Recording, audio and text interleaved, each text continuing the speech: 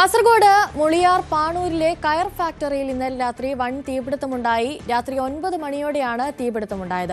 കുറ്റിക്കോലിൽ നിന്നുള്ള ഫയർഫോഴ്സും നാട്ടുകാരും ചേർന്നാണ് തീ അണച്ചത്.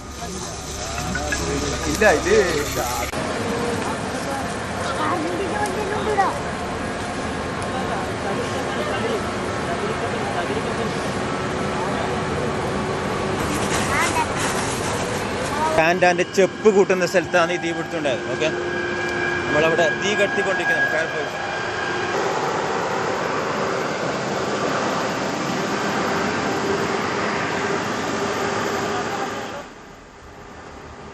KV ബൈജു ചേരുന്നുണ്ട് കൂടുതൽ വിവരങ്ങളുമായി. ബൈജു, എങ്ങനെയാണ് ഈ തീപിടുത്തം ഉണ്ടായത്? ഒരു കയർ ഫാക്ടറിയിലാണ് തീ പിടിച്ചിട്ടുള്ളത്. അതുകൊണ്ട് തന്നെ നമുക്ക് മനസ്സിലാക്കാവുന്നതേ ഉള്ളൂ, എന്തെങ്കിലും ചെറിയൊരു പിഴവുണ്ടായാൽ തന്നെ തീപിടുത്തത്തിനുള്ള സാധ്യതയും വളരെ കൂടുതലായിരിക്കും. ഷോർട്ട് സർക്യൂട്ടോ അങ്ങനെയുള്ള എന്തെങ്കിലും കാരണമുണ്ടോ ഇതിന്റെ പിന്നിൽ? അനുശ്രീ, ഇന്നലെ രാത്രി 9 മണിയോടുകൂടിയാണ് ഇത്തരത്തിൽ മുളിയാർ പാണൂരിലെ കയർ ഫാക്ടറിയിൽ വൻ തീപിടുത്തമുണ്ടായത്. ഈ ഷോർട്ട് സർക്യൂട്ടാണ് ഈ ഒരു തീപിടുത്തത്തിന് കാരണമെന്നാണ് പ്രാഥമികമായ നിഗമനം.